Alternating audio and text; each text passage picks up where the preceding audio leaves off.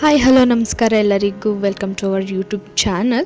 ಹಾಗೆ ಎಲ್ಲರಿಗೂ ಗೌರಿ ಗಣೇಶ ಹಬ್ಬದ ಹಾರ್ದಿಕ ಶುಭಾಶಯಗಳು. ಗಣೇಶ ನಿಮಗೆ ಆಯಸ್ಸು ಆರೋಗ್ಯ ಅಷ್ಟೈಶ್ವರ್ಯನ ಕೊಟ್ಟು ಕಾಪಾಡಲಿ ಅಂತ ಕೇಳ್ಕೊತೀನಿ.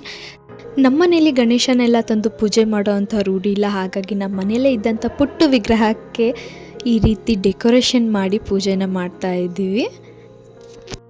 ಯಾವುದೇ ಹಬ್ಬ ಆಗಿದ್ದರೂ ಹಬ್ಬ ಸ್ಪೆಷಲ್ ಅನಿಸೋದು ಹಬ್ಬಕ್ಕೆ ಅಂತಲೇ ನಾವು ಮಾಡೋ ಸ್ಪೆಷಲ್ ಅಡುಗೆಯಿಂದ. ನಮ್ಮ ಮನೇಲಿ ಗೌರಿ ಗಣೇಶ ಹಬ್ಬಕ್ಕೆ ಶಾವಿಗೆನ ಮಾಡ್ತಾರೆ. ಪ್ರತಿ ವರ್ಷವೂ ಕೂಡ ನಮ್ಮ ಮನೇಲಿ ಗೌರಿ ಗಣೇಶ ಹಬ್ಬಕ್ಕೆ ಶಾವಿಗೆ ಕಾಯಿ ಹಾಲನ್ನೇ ಮಾಡೋದು. ಈ ವರ್ಷ ಕೂಡ ಅದನ್ನೇ ಮಾಡ್ತಾಯಿದ್ದಾರೆ.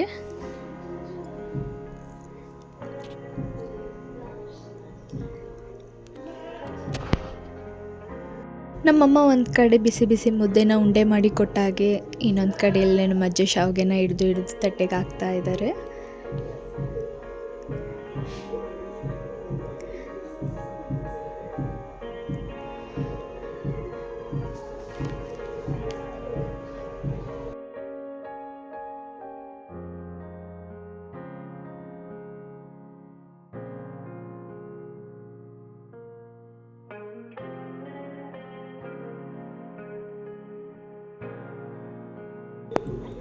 ಶಾವಿಗೆ ರೆಡಿ ಆಗ್ತಿದ್ದಾಗೆ ಅದನ್ನು ಸ್ವಲ್ಪ ಬೌಲಿಗೆ ಹಾಕ್ಕೊಂಡು ಅದ್ರ ಮೇಲೆ ಸ್ವಲ್ಪ ಕಾಯಿ ಹಾಲನ್ನ ಹಾಕ್ಕೊಂಡು ಎಳ್ಳನ್ನ ಉದುರಿಸಿ ದೇವರಿಗೆ ನೈವೇದ್ಯಕ್ಕೆ ಅಂತ ಇಡೋದಕ್ಕೆ ನಾನು ಎತ್ಕೊತಾ ಇದ್ದೀನಿ.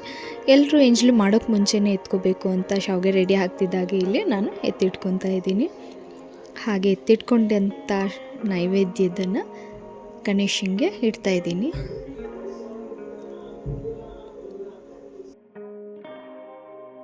ಇವತ್ತಿನ ನಮ್ಮನೆ ಹಬ್ಬದ ಊಟ ಬಂದು ಅನ್ನ ಸಾಂಬಾರು ಕಾಳಿನ ಪಲ್ಯ. ಆವಾಗಲೇ ಹೇಳಿದಾಗೆ ಶಾವಿಗೆ ಮತ್ತು ಕಾಯಲಾಗಿತ್ತು. ಈ ರೀತಿ ನಮ್ಮನೆಯ ಸಿಂಪಲ್ ಗೌರಿ ಗಣೇಶ ಹಬ್ಬ ಆಗಿತ್ತು.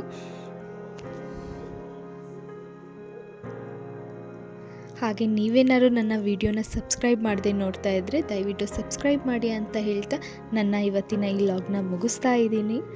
Thank you.